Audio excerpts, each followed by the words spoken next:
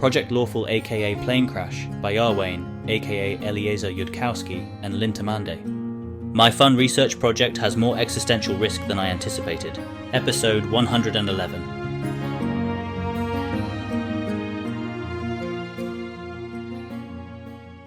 In theory, Project Lawful has now been running for 113 days. The reality is somewhat different. Of course, the map doesn't always match the territory perfectly, but this match is more imperfect than most might reasonably expect to be the case when it comes to entire days. In theory, Keltham is now having sex on a regular basis with Carissa, Maritzel, Yaisa, Ione, Peranza, Tonia, and Pilar, plus that strange relationship with Asmodia. He's tried casual sex with most of the new girls brought in by Cheliax, but hasn't formed any lasting relationships with them. This sex is overtly consensual in all cases, except that of Pilar, who still acts angry around Keltham about that whenever she hasn't recently been pleasured into a more yielding attitude. They all appear very much in love with him. Reality, again, differs greatly from this appearance. Possibly not for Sivar, though nobody here is going to call her on that, but definitely in all other cases. In truth, everything about this whole apparent situation differs from reality so much that it seems simpler to suspend disbelief about that, and describe for a time how things would be if the reality being described was just the theory. Keltham, then, is chatting cheerfully with Gregoria and Ione at dinner time. The project is doing well. Most of what it's tried to research hasn't panned out, but it has quite substantial improvements to metallurgy and also spell silver mining to its name, and that's more than enough to fund all the other things Keltham wants to take a shot at. Shortly before dinner, Keltham did go over to comms, and, unusually aggressively for him, he demanded to send an urgent message to governance, not waiting on evening mail, requesting and requiring that Cheliax forward him a copy of all project transcripts, starting from day one. If they don't bring it over with the evening mail from Igorian tonight, Keltham will be unhappy about that, in a way that calls for further actions. He's calling in favor to make this happen right away, even if that means the Queen overruling security tangles to make it happen. Keltham's intentions, if one could somehow read those, concerned about this sudden demand, show Keltham thinking that he's felt a couple of pangs of uneasiness lately, about how well things have theoretically been going. Sort of a cumulative feeling of unease generally. It's been a while, and he really ought to do a full review of all his evidence, starting tonight and continuing into tomorrow. He's not expecting the full review to end up calling it for conspiracy, but he's planning to be fair and conscientious about it. He does not, for example, want to give them time to possibly edit the transcripts, though that would also be risky from their perspective, since what Keltham couldn't reproduce from memory he might well notice as false. But Keltham is mostly, almost entirely, expecting that all to turn out fine. So for now, he's cheerfully chatting with Gregoria and Ione at dinner time. Gregoria is also outwardly cheerful. Ione is more reticent and looks more disturbed than usual. Any reason that a girl would now suggest to Keltham that they flee with him inevitably has to be correlated with Keltham getting noticeably suspicious. They wouldn't happen at the same time for no reason. And then he will obviously think of they're in the conspiracy as an explanation. So the first move is, "You okay, Ione? You seem a bit off." By message. It's a sad thing. You'd end up distracted by it, and that's not necessarily good for the project. There's a slightly longer delay than one might expect before Keltham messages back. Project's in a good spot. It's the right time for me to be distracted. You should probably just tell me. By message. All right, my grandfather's dying. I've been approved for leave to go visit him. Ione doesn't sound quite right, even for somebody who got terrible news. Message. Ione, that does sound awful, and like you shouldn't be trying to just attend dinner pretending nothing's wrong. It sounds to me like you want to talk about this, but think you shouldn't bother me, and evidently don't want anyone else to know. Should we go off and talk about this in private? Keltham does not look particularly horrified or sad. More concerned. Yeah. Sorry, Gregoria. I want to talk to Keltham in private about something. Oh, okay, no problem, says Gregoria. She'll take the Keltham up to the Keltham seduction room then. The one with soundproofing. The Keltham seduction rooms have undergone some expansion, including, gradually introduced, some features to arrange for the escape from within the conspiracy, if necessary. Keltham laid his own permanent alarm spell on the room, for example, once he learned to cast it, and has tested the alarm spell enough he can be satisfied there's no one hanging around invisibly. They also eventually coaxed him into trying out the whips, and Carissa taught him how she habitually uses dancing lights as a cheap check for invisible objects or alarm-evading intruders. Ione buries her head into Keltham's shoulder, once they're alone, and puts her arms around him, and trembles. Her hand pushes at his back, 3 times, stopping. 3 times, stopping. 3 times, stopping. Clearly deliberate. Keltham, after a time to think, casts dancing lights, sweeps the room with them.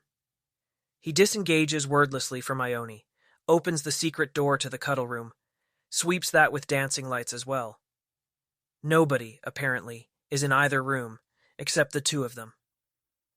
Message to Ione. Room looks clear. Nothing tripped my alarm recently except the 2 of us. Explain. Thank you for giving me privacy. Message. Both of my grandfathers have been dead since I was little. I got ordered to leave and be gone for the next week. And I have a very, very bad feeling about this even taking into account. Everything you've already figured out is true from hearing that anyone can give me orders like that. Keltham doesn't hesitate at all this time. Take as long as you need. Message. Tell me the things I need to know urgently, as quickly as you can. The Church of Nethys is illegal in Cheliax. When they learned Ione was of it, they told her that she wouldn't be executed as long as she represented Asmodeus well to Keltham and did what she was told. The Church of Caden Kalian is also illegal in Cheliax. The rest of the girls were just told that Ione and Pilar had exceptions. In general, if you ask too many questions in Cheliax or cause a big government program to be a disaster, you die about it. So no one did. Ione has already rehearsed all that information and repeats it to Keltham. Where in Galarian is better than Cheliax? Why didn't they use suggestion on me? Suggestion is cumulatively easier to notice as repeated. All the mind control I know about is. That's why. Things aren't even worse than they are. Keltham, there's nowhere that I know about anywhere that wouldn't try to use you the way Cheliax is using you. Nowhere in all the books I've borrowed from all the libraries I've been to. They said I'd die if I told you I could get books from anywhere. But Ostenso, if I got you any books from Ostenso that weren't approved. But I can read them myself, and there's nowhere in Galarion that has even a tiny little bit of Dath Ilan left inside it since Eridan died. All of the envoys here were fake. The travel screes you saw had illusionists hiding things. Now Keltham is starting to look visibly horrified. By Chelish standards, a Dath Ilani trying and failing to control his expression sufficiently. Message. Do you already have plans for what we do next, from here? Security carries teleport scrolls. If they can take one down, they can leave. Ione thinks she can read a teleport scroll. She's never done it, and they fail destructively. But it's the sort of thing a third circle wizard can do. Probably they don't want to leave the interdiction zone because then every god who cares to can send their forces after them. But they could hide in the interdiction zone. For now. And she could get books from more places. Try to find somewhere. Any security would have teleport scrolls. We'd just need to take out one of them, somehow, and get outside of the Forbiddance without getting caught. I've never read a teleport scroll, and they fail destructively. It'd be a risk at just second circle, but I think I can do it. We should stay inside the interdiction zone around Ostenso, or any god any time could send their forces to just grab you. But there's a ruined tower near an Ostenso landmark that I know well enough to teleport to it. That probably hopefully has scry wards that still work. Scry takes an hour to cast, and we'd have to rush. But I think we could get there in time. Or maybe we'll get lucky and the security will have 2 non-detection scrolls. I can definitely cast that from a scroll.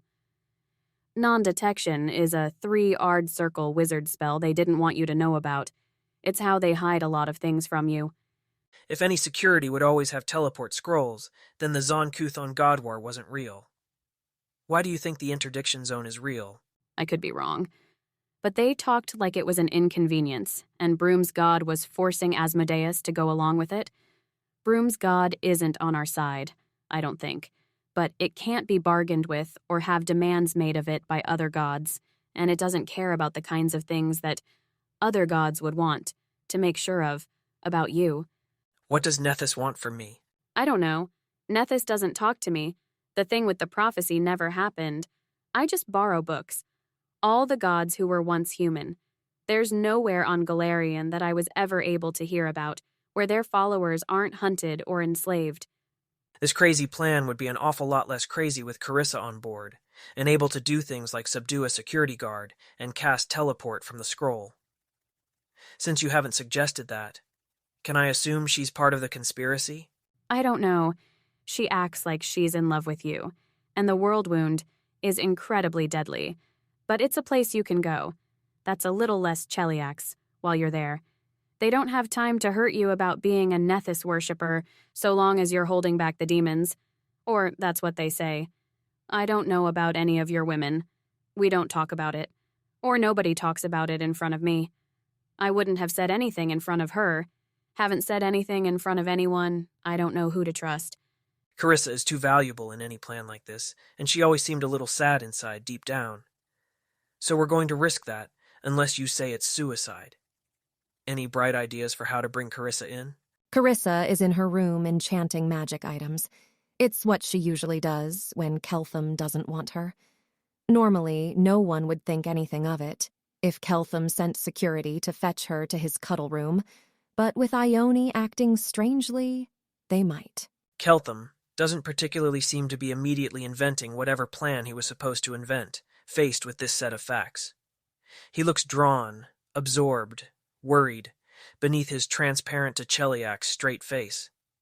If he was supposed to be ordering Carissa to his cuddle room anyways, the risk was apparently described as too high for that. Should she risk delivering a prompt to him? Honestly, she was hoping he'd have something wildly creative, not because they don't have plans, they have 5, but because having Ione feed him all the lines makes the whole thing feel more orchestrated. But letting him think is even worse. Sure, risk it. Message. Keltham, if I had to risk trusting one person, I'd trust Pilar, I think. Keltham, she has to have been touched by Caden Kalian for a reason. She started out loyal to Asmodeus, but that's the reason she's not dead. Why they trusted her enough to not just kill her on the spot. But there has to have been a reason for that. Our gods can't help us much, but we have to take whatever they send, and there's been no other visible reason for why she's here. And Pilar might be able to throw a party for everybody who should come with us, if that was real. Was it? I don't know that it wasn't. Ione, should I possibly have some recovery chocolate delivered for you? Actually, you know what, Pilar? If this is a good time for us to have some candy, can you please already be here? Pilar's curse has expressed some skeptical sentiments along the lines of, they really should not expect that much active help from chaotic good about certain nefarious plans. It's not going to act against Asmodeus's interests, but there are some places where it seems less chaotic good to actively help out than others. So she's standing just outside the alarm radius, and moving forwards even as Keltham speaks. Her curse is willing to cooperate with not showing Keltham that Pilar's curse doesn't work like that around alarm spells. Pilar knocks gently on the door. "Cake delivery," she calls. Keltham said out loud that he wanted chocolate, but he was thinking about cake. Keltham opens the door for her. "Come on in," he says, sounding like he's trying not to sound tense about it. "I was hoping it wasn't you. What's wrong with Ione?" My grandfather is dying. Message to Pilar and Keltham. Pilar, don't give any visible sign. I think they're about to stop treating Keltham gently, I told him. Are you with us? That does sound very terrible.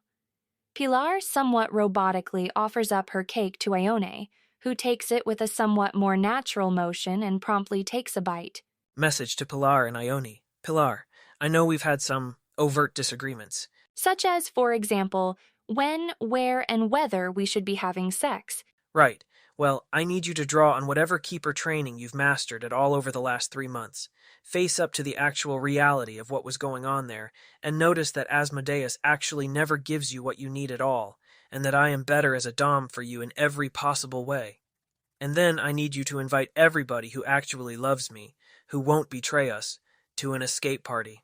Pilar wishes to register for the record that this would not, in fact, land on her at all, to the point that she is having difficulty about making her reaction here sound remotely like her. Message: I'm going to draw on my keeper training to pretend I haven't heard anything you just said, except for, Ione, do you actually think they would, to Keltham? Yes, of course they would. Don't be stupid. Especially now that he knows. Because you told him. You idiot. I don't even...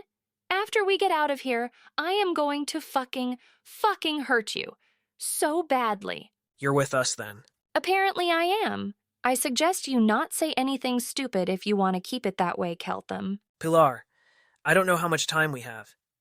Can there be an escape party for me and everyone who loves me that you're going to invite people to right away, in a room next to where there'd be a single security who's relatively easy to take down? If that many of us are gathered next to you, there'll be more than one security. So instead, I'm going to go back to the party I was already at that just started, in breakout room 8, where some rather mystified girls are waiting for me to explain what the party I felt a sudden impulse to invite them to 1 hour earlier is about. And now that I know that, I will be able to actually tell them.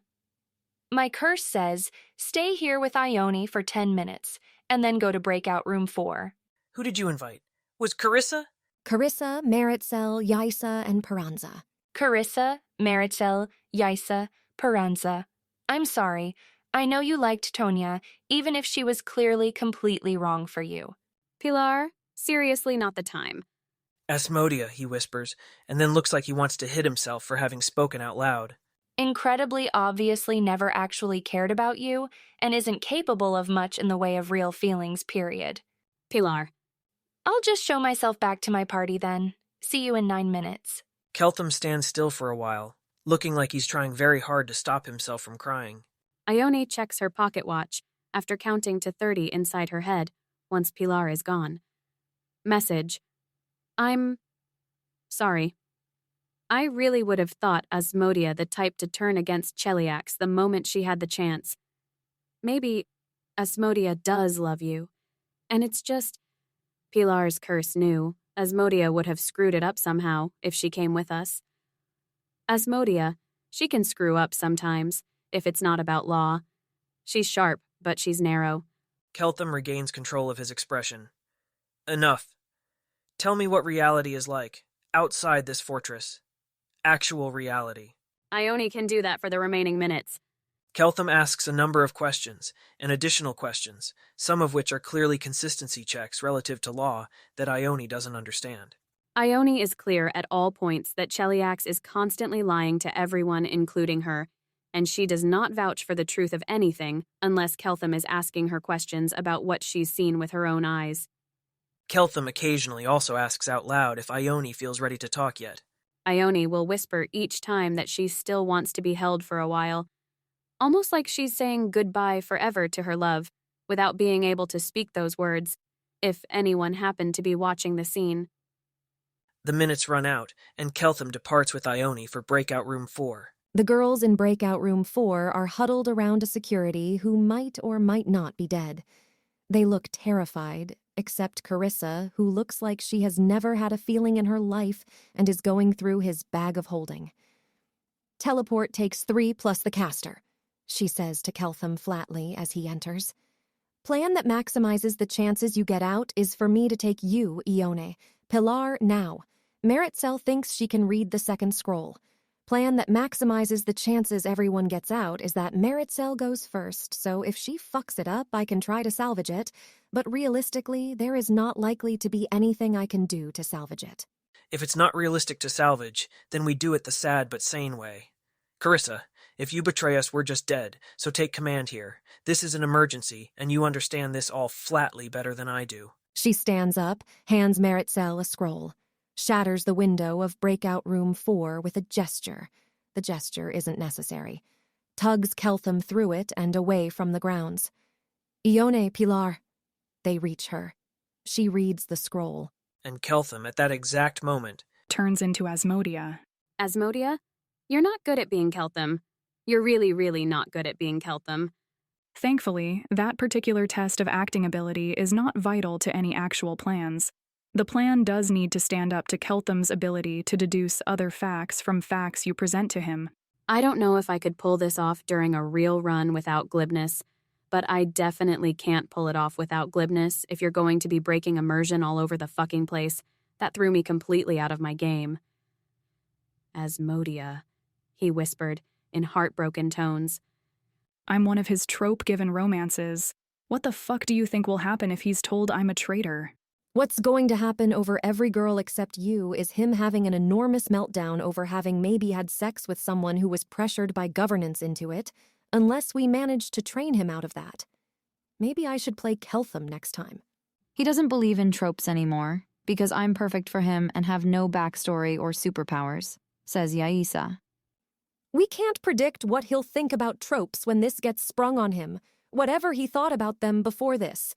I admit my failure about that particular meltdown not crossing my mind at all. Whatever I was supposed to invent about figuring out a way to bring in Savar, after being told it'd be too suspicious to have security bring her to the cuddle room, I didn't figure that out either. I will register that during this whole interaction, it occurred to me that if Pilar makes any significant progress on becoming a keeper, Keltham is not going to consider this in denial about wanting it personality construct at all plausible. It's the sort of complicated internal mess that I strongly suspect being a keeper or even a regular Ilani just melts. Alter Pilar is not in denial about anything. She just pretends to be, so that Keltham will think she is, so that he thinks he's raping her, which is the part she actually cares about. Future Keltham will deduce that, and then the actual corruption plan falls apart. The alter Cheliak's verisimilitude wins over corruption plan, where they conflict, but I'm not sure I follow why they have to. Can alter Pilar not just prefer not having a choice about it, even while being entirely clear internally what choice she'd make? That aside, I think this hits a lose condition somewhere in there. It's just too convenient. Keltham needs to deduce it all himself, which means we need to have seeded it all before. Maybe make sure it comes up that security carries scrolls of teleport, now after what happened in the God War. It can be in one of Mael's expense reports. Maybe we need to show off Pilar's curse more, have Keltham see it do things like inviting only the right people to an orgy or something. Curse reminds you again that you're going to be faking all of that manually, without the actual curse assisting you. It won't stop you, but it's not helping. I still think the simpler story is that we're all working together secretly to save him. We suborned one security, who tips us that Cheliax is moving, and we grab Keltham and tell him we're rescuing our oblivious boyfriend. To believe that, Keltham needs to believe exactly one thing, which is that tropes are real. He's said it's the prediction of the tropes. Only works under some possible scenarios for Keltham getting suspicious, but if we can swing it, sure. If nothing else, it's faster and leans less on anyone's acting ability. But I don't actually think we are behaving like people who are secretly all working together to save him and not being good. I don't even know what the hidden correlates would be. We're not good. We're in love. And you know, considering that tropes are almost certainly real, I put at least 30% probability that by the time this actually happens, we will be in love, no matter how absolutely stupid that sounds to us right now. Thankfully, some very foresightful god arranged that Cheliax was forbidden to do the obvious things with Keltham, and so none of our actual loyalties actually get tested, I hope. You know what I think is missing? Our creativity actually applied to the problem of escaping this place. I'm going to tell security to replace the teleport scrolls with pieces of paper that say, "This is a teleport scroll." If you make it out of the forbiddance with one, you win. If you kill a security, that's fine. We can raise them. A bit of live fire testing is probably good for them anyway. Your orders are, well, first, to go get lunch, and then before the end of the day to make it out of here with a fake teleport scroll or some other means of escaping. Failure will be punished. Scared and desperate is actually the correct mental state for this exercise. But trying and failing less than just staying in your room and not trying. You may conspire with each other. You may also turn each other in, if you like, for something of a reduction of the punishment for failing. Dathilani children, after all, when they aren't comprehending something, make a game of it. You know what's missing from that exercise? Hope. Anyone who can pull that off could have actually walked out of here with Keltham, and I am assuming security does not want this to happen. Phrased that way, there's a fundamental inconsistency in this whole plan, which is that we couldn't actually beat security, and Keltham may figure that out. In fact, I think I was playing along with things, and failing to have Keltham call out the total implausibility of them just running out through a broken window and nobody is watching the grounds. There's no alarm spells, which Keltham knows about, on the perimeter. The security have no check-ins to miss. Alter Cheliax can be weaker, but this level of weakness was not plausible. And I need to, find that internal thing of playing along and switch it off. Yes, you do. And I think that everyone actually trying to escape and likely failing in whatever fashion will actually, being outclassed by security, fail, will be useful here for not playing along, for noticing what set of lucky coincidences it would take for an escape to be plausible even in a weaker Alter Cheliax. Alter Cheliax isn't reading our minds. Alter Cheliax might have fewer security, but this should still be very difficult. We need a felt sense of that. As for hope, I don't know if we need that or not, but whoever is the most impressive won't be punished, even if she fails. Subarax evaluates because I intend myself to be the most impressive. And is security going to pretend that they don't know about this? That detect thoughts doesn't exist? And that, if any of us made it out even then, they wouldn't all get slaughtered directly to hell because no torture of Galarian would be enough? The only thing you need to know about security's instructions for your own planning purposes is that, as this is Alter Cheliax, detect thoughts doesn't exist, and they've as yet encountered no cause for extra suspicion, and hell is a lovely place the embrace of which we are all eager for. She's probably going to have half the security on duty in Alter Cheliax with no detect thoughts, and the other half actually on duty with detect thoughts, making sure no one actually defects. Only the former are allowed to stop the girls unless they're genuinely escaping, of course. If we actually made it out in Alter Cheliax, there would be tropes helping us. I don't know what that looks like, but maybe. There is one female security on staff who is in love with Keltham. Pilar's curse is actually helping, and knows which security that is. First, try getting out.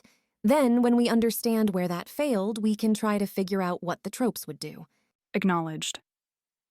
She's going to see if she can pull her Project Lawful status and get a message started en route to going outside of Cheliax.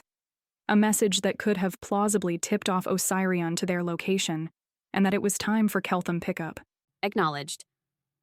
She's going to wait a bit and then shout, "Keltham evil tortures people. Your god is Abadar. Don't accept resurrection until you've gotten to Axis," and assassinate Asmodia. Peranza wonders if it's possible to figure out the Ilani version of overpowered splendor just from the teachings Keltham has given them so far. Probably not, if security isn't being instructed to play along. But she has literally no other ideas. Tanya is extremely stressed.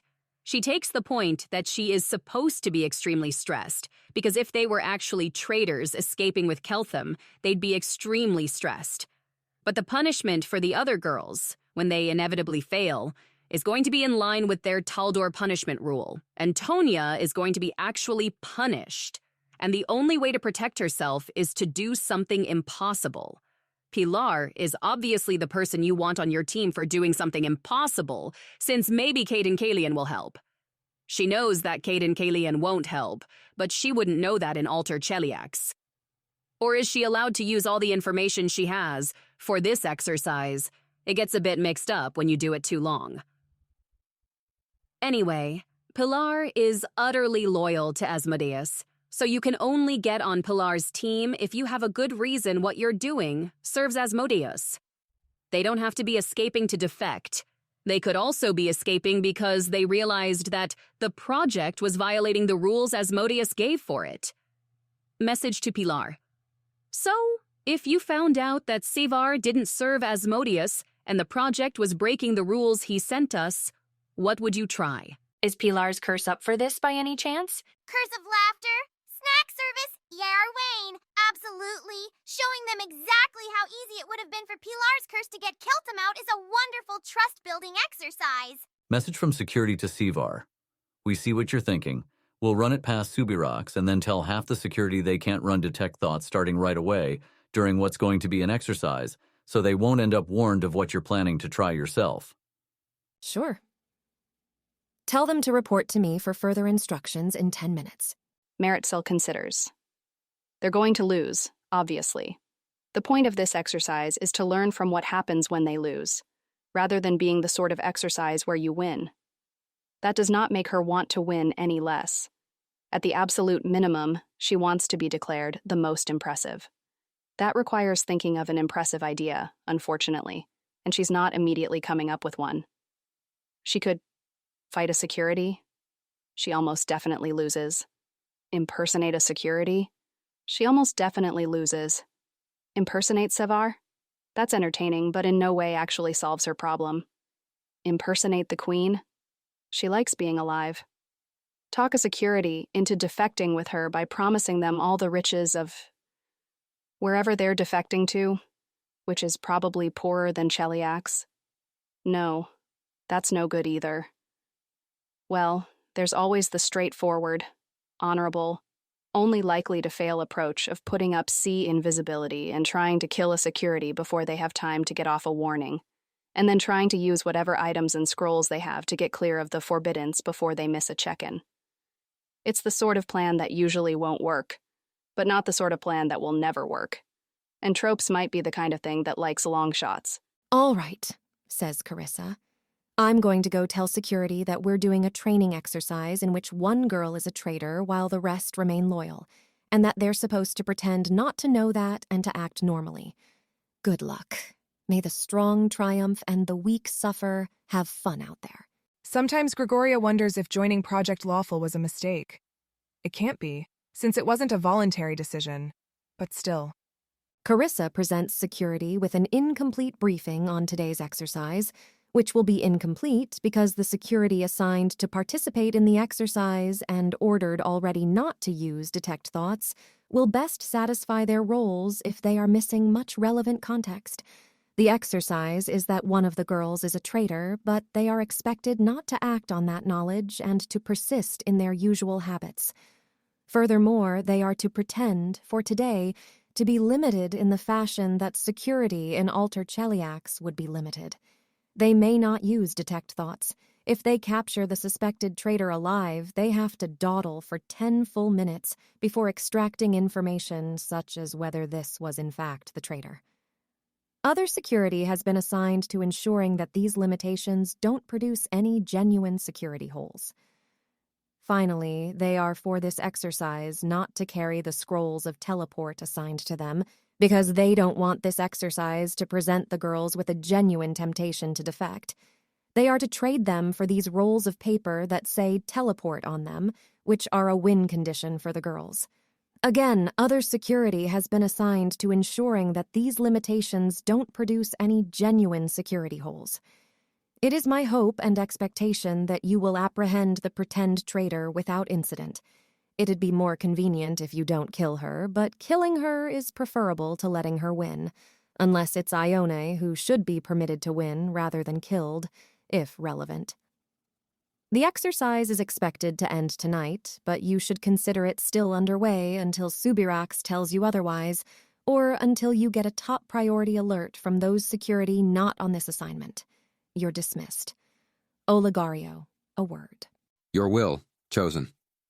Oligario will follow her or stay to speak to her, as she seems to prefer. Stay to speak with her.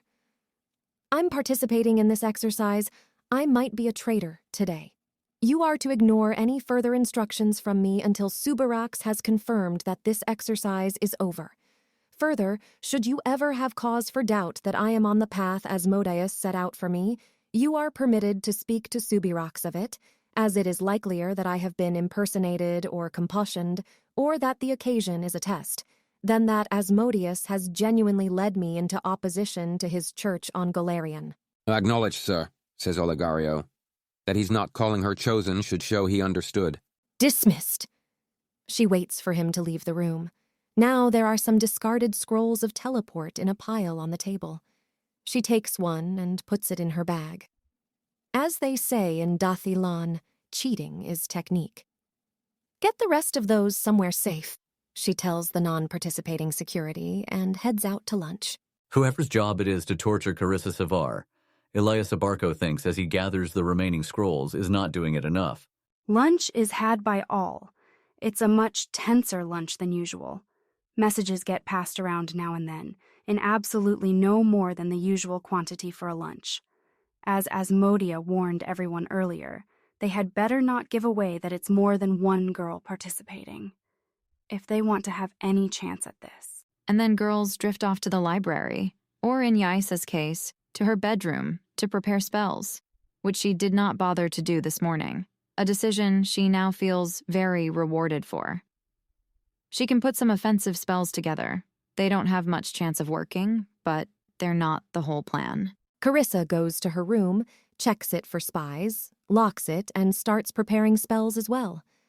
5 minutes later, while Carissa sits in her room apparently preparing spells, an invisible Carissa streams in gaseous form up through the chimney and out of the fortress. She loses the illusion once she's 700 feet away from it.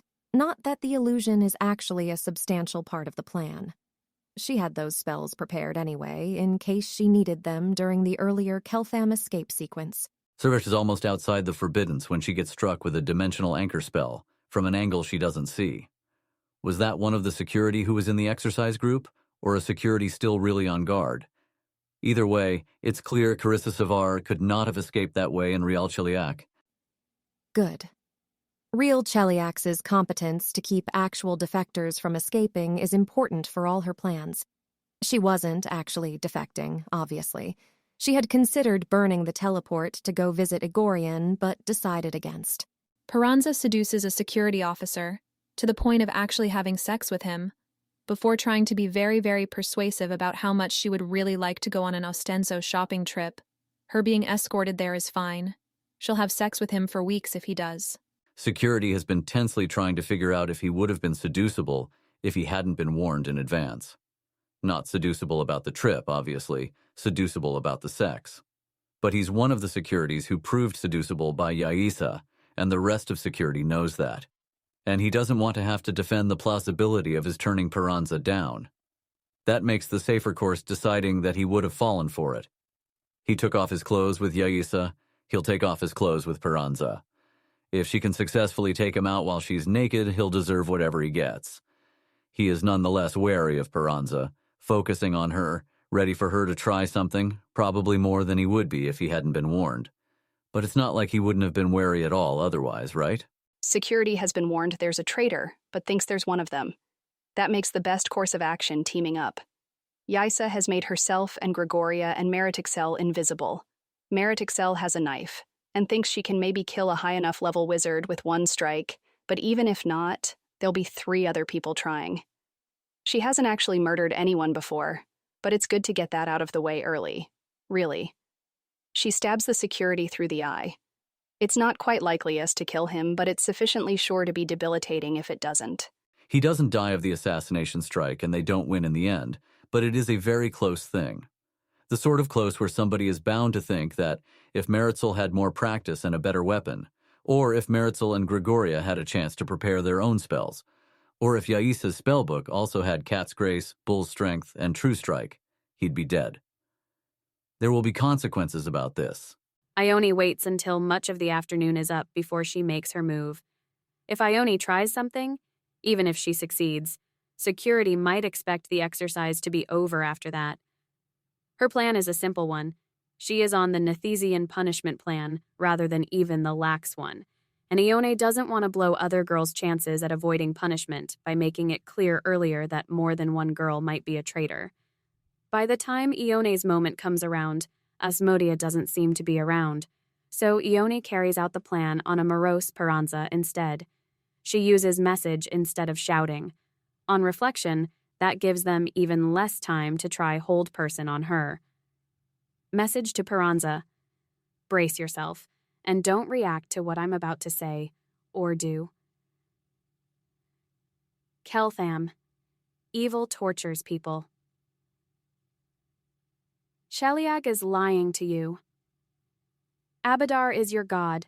Don't accept any resurrections until you make it to Axis and talk to somebody. Peranza is startled enough that she says, "What?" out loud.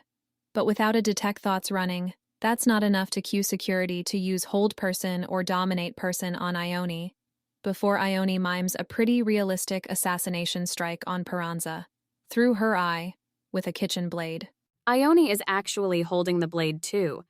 She's just holding it reversed so that it's the wide hilt that strikes Peranza hard over her eye socket, rather than the blade. Asmodia, considering things, decides that she needs to not in any way risk blowing her cover with the comms officer who sent her message to Gorthiclek. Her plan needs to not use that fact at all. Gorthiclek might not be amused himself, among other considerations. So Asmodia goes over to the real temple mid-afternoon and demands to examine copies of some standing orders. She gets confused looks but obedience from some officers who haven't been told about the exercise. Asmodia takes the paperwork to a nearby table to examine it, and then, with some effort, copies a forgery of Subirox's signature to some paperwork she's already made up in her best handwriting. There's enough of a passageway from the main temple to the comms office that Asmodia can use her disguise items from the morning exercise, which she has accidentally forgotten to give back, to turn into Subirox in that passageway.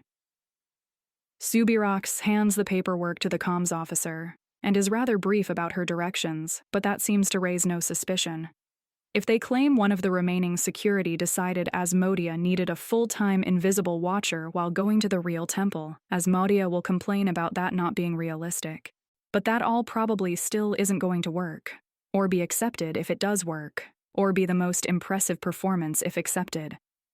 So next, Asmodia goes over to requisitions and asks for a wand of hold person that Project Lawful needs for a training exercise they're running while Keltham is statued. She's duly marked down as having requisitioned it. After that, Asmodia conspires with Pilar to have Pilar distract a security officer by jumping him, after which Asmodia will use this wand of hold person she has obtained by undisclosed means to take down the security. She doesn't trust her ability to draw and fire the wand unobserved if the security's not distracted. Pilar, rather bemusedly, agrees to this, and is promptly stunned while trying to grab the security officer. This would be because Asmodia has turned Pilar in as a traitor. Pilar is not really sure what happened there, or if Asmodia got caught too. But, that business a bit earlier, where the Chelish intelligence services didn't want to trust Pilar's ability to stand up under torture if that hadn't already been tried on her, that was kind of insulting. Pilar is not actually giving up her co-conspirator unless security can actually fucking get it out of her. Which, in turn, means that Pilar Pineda is in a security holding cell, being tortured at the time when Tonya, who was previously told to trust in Pilar's curse and await further developments, finds herself 100 paces outside the Forbiddance, holding a real teleport scroll and a cookie, with no memory of how she got there. What? Does she win because it's a real teleport scroll, or lose because it's a real teleport scroll? No. She's pretty sure that means she wins. I win, she declares very loudly, resisting the urge to drop the teleport scroll like it's on fire. She does not defect. She does not really contemplate defection. She probably couldn't read a teleport scroll. She has nowhere to go. It might be a test she sold her soul. She yells, "I win!" until someone comes to get her.